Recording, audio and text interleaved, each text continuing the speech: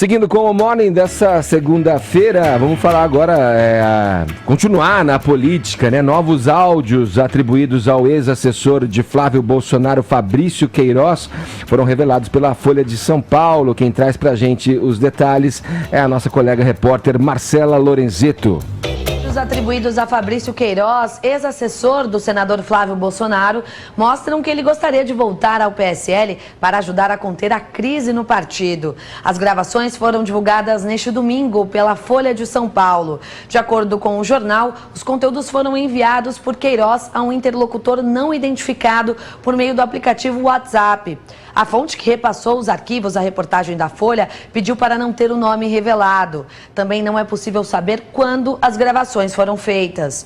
Nos áudios, o policial aposentado Fabrício Queiroz diz que a investigação contra ele e o ex-chefe Flávio Bolsonaro pode gerar um problema do tamanho de um cometa. É que eu falo, o cara lá tá hiper protegido. Eu não vejo ninguém mover nada para tentar me ajudar aí, entendeu? Ver e tal, é só porrada, cara. O MP tá com a do tamanho de um cometa para enterrar na gente, não vê ninguém agir. Não é possível precisar a quem ele se refere como hiperprotegido. Fabrício Queiroz e Flávio Bolsonaro passaram a ser investigados depois que o Conselho de Controle das Atividades Financeiras identificou uma movimentação superior a R$1 milhão nas contas do ex-assessor entre os anos de 2016 e 2017. O Grupo de Atuação ao Combate à Corrupção investiga denúncias de lavagem de dinheiro, peculato e organização criminosa no gabinete de Flávio, quando ele ainda era deputado estadual. Num dos áudios, Queiroz articula para ajudar o presidente da República, Jair Bolsonaro, a lapidar a bagunça no Diretório Regional do PSL, no Rio de Janeiro, atualmente comandado por Flávio. Vamos ver se a gente assume esse partido aí, cara. Eu e você de frente aí, lapidar essa Em outro trecho, Queiroz sugere uma investigação contra o presidente da Câmara, Rodrigo Maia, e ainda critica a postura do deputado com relação ao governo. Era para ser a maior força, gente. Tá todo mundo temendo, todo mundo aí batendo cabeça. Estão fazendo chacota do governo dele, mano. Fazendo chacota. Rodrigo Maia tá esculachando. Rodrigo Maia, meu, porra, as declarações dele, humilha o Jair. O Jair tinha que dar uma porrada nesse e botar o Sérgio Moro pra ir no calço dele aí, que tem dele antiga aí, cara. Queiroz se queixa da falta de apoio e questiona as ações de Bolsonaro nas redes sociais. Pô, cara, você tem que falar com ele pra parar com esse lance de Twitter, cara. Tá pegando mal pra focar no governo, irmão, deixa essa de internet de lado. O ex-assessor de Flávio Bolsonaro lamenta não poder mais atuar em favor da família do presidente por causa das investigações que fizeram seu nome ficar conhecido. Na semana passada, o jornal o Globo divulgou um áudio em que Queiroz falava sobre a articulação de cargos no Congresso. Da China, Jair Bolsonaro classificou a gravação como um áudio bobo. Ainda no pacote de gravações obtidas pela Folha, Fabrício Queiroz dá a entender que em outra ocasião o presidente falou com ele sobre a intenção de demitir uma funcionária do gabinete do filho Carlos, vereador no Rio. Na época, o Jair falou pra mim que ele ia exonerar a Cileide, porque a reportagem estava direto lá na rua e para não vincular ela ao gabinete. Aí ele falou que tem que exonerar a Cileide. Cileide Barbosa Mendes atuou como empregada doméstica na família Bolsonaro e laranja na empresa do ex-marido de Ana Cristina Vale, a ex-mulher do presidente da República. A gravação não esclarece quando ocorreu a conversa entre o presidente e Queiroz. Procurado, Fabrício Queiroz e a defesa dele não responderam aos questionamentos da reportagem. À Folha, o advogado de Queiroz, Paulo Klein, disse que para esclarecer questões a respeito do áudio sobre Cileide, é preciso ter acesso à íntegra das conversas. Sobre o áudio em que o cliente fala de voltar ao diretório do PSL, a defesa afirma que diz respeito a uma conjectura baseada na experiência que Queiroz detém. Por fim, Paulo Klein declarou ao jornal que o cliente não teme a investigação do Ministério Público. Em nota à Folha, o advogado de Flávio Bolsonaro, Frederic Wassef, afirmou que não pode confirmar a autenticidade do material sem ter acesso aos áudios. Ao jornal, o Planalto disse que não comentaria as gravações. Tá aí, vamos falar a respeito disso agora. Caio, qual é o tamanho do estrago, se é que pode causar algum estrago na tua visão, esse problema cometa? Não, nada a ver, irmão. Digamos assim, ao qual se referiu o Fabrício Queiroz, se essa voz aí for confirmada mesmo, passar por uma aferição e se constatar só pelo trâmite burocrático, porque tudo leva a crer que é ele mesmo falando. Sim, mas também é muito importante a gente ressaltar que o áudio não é datado.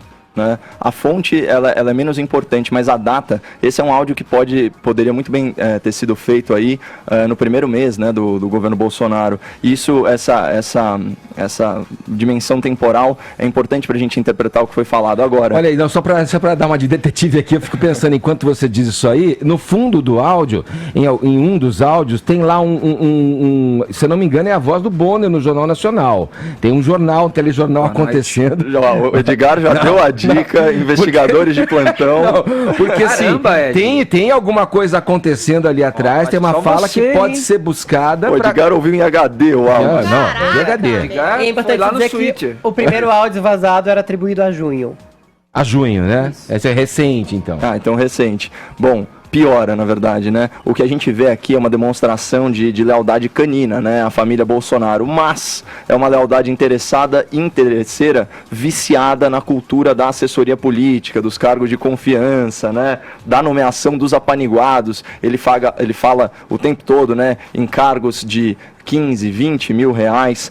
Ele menciona centenas e centenas de cargos em Brasília, cuja nomeação não seria rastreada de volta à família Bolsonaro. Portanto, são nomeações, né, nas quais os políticos têm muita influência, mas que você não consegue atribuir diretamente a esse político. É o famoso segundo, terceiro, muitas vezes o quarto escalão. Por isso que é tão importante a gente ter um regime de ruptura, né, com o toma lá da cá, com a tal articulação política que se falava, que nada mais é do que a distribuição no executivo de cargas e verbas, muitas vezes, algumas vezes lícitas, muitas vezes ilícitas. E é por isso também que é importante a gente separar o que é boato, o que é falação, o que é, enfim, áudio vazado de WhatsApp da prática, né? O fato é que esse governo, por decreto, ele extinguiu mais de 20 mil cargos, gratificações e funções comissionadas. O governo também está promovendo um amplo congelamento dos gastos públicos, um amplo ajuste fiscal. Então, nesse sentido, por isso que a gente tem que valorizar a redução da máquina estatal, porque a máquina estatal está tomada por pessoas como o Queiroz, né, que menciona aí todos esses cargos e que certamente, se não tivesse sido descoberto, né, pelo COAF, né, cujas investigações agora estão bloqueadas por obra do senhor ministro Dias Toffoli, né, em decisão que beneficiou não só Flávio Bolsonaro, mas também Glenn Greenwald e todos os lavadores de dinheiro investigados, né, pelos órgãos de inteligência, seja a Receita Federal, a UIF, COAF, o que quer que seja, aqui no Brasil, até o julgamento pelo plenário do STF. Se isso tudo não tivesse acontecido, certamente o Queiroz estaria num desses cargos. Olha, e assim, tem que se destacar algumas coisas a respeito do que vem junto, desse comentário do presidente acerca desses áudios que surgiram agora. Inclusive com a suspeita de que poderiam ter sido, inclusive, propagados a partir do próprio Queiroz, né? Para o presidente que foi eleito com a pecha de acabar com a velha política, tá? O Bolsonaro, nesse aspecto, ele é a velha política em si. Toda a enturragem dele, todo o histórico revelado ali, o que se sabe a partir das famosas rachadinhas, dos assessores de gabinete.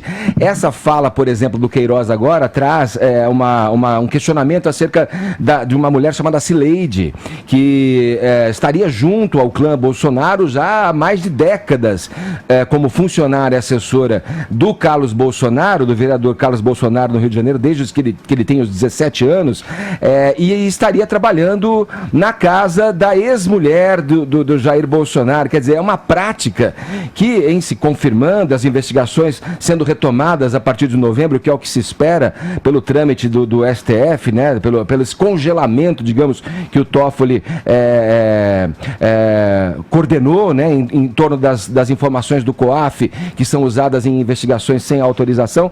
Quer dizer, é a prática da velha política. Quem é que estaria... A pergunta que a Marcela faz, eu acho muito pertinente. Não se sabe quem estaria sendo blindado. Quem estaria hiperprotegido ali? Isso é importante saber, né? Para que a gente tenha cada vez mais as informações e chegue, muito provavelmente, na constatação de que o que se propaga mesmo, a rachadinha do 1.200.000 ali entre 2016 e 2017, que foram pagos aos assistentes, que retornaram para as contas do cheque de Michele Bolsonaro ali, da ordem de R$40 mil em 2 parcelas, enfim, que tudo isso seja esclarecido. O interesse do governo, que se diz contra a corrupção e representa a nova política, perseguir isso daí e coibir cada vez mais isso. E responder a uma pergunta: quem pagou o tratamento do Queiroz, que supostamente estava doente, e pagou em dinheiro vivo mais de R$100 mil a um hospital? Quem paga em dinheiro vivo um hospital com a quantia alta desse jeito? E outra coisa que eu acho importante ressaltar, na fala do Bolsonaro, ele faz uma espécie de ameaça aos meios de comunicação, que segundo ele só pressionam o governo e só querem lançar informações negativas. Ele que acusava o governo de Lula e de Dilma Rousseff e do PT ali, de querer controlar a mídia, joga uma afirmação no ar, assim, tentando coibir, né, um olhar mais crítico e dissonante com relação aos indícios de corrupção que vem aí na sua trajetória política e que podem sim contaminar o governo do qual ele faz parte. Só tem uma coisa que é consenso, né, até por parte do Queiroz, que o presidente deveria deixar o Twitter, né, Edgar? A mensagem foi pro Calucho. Acho que é um pensamento quase unânime.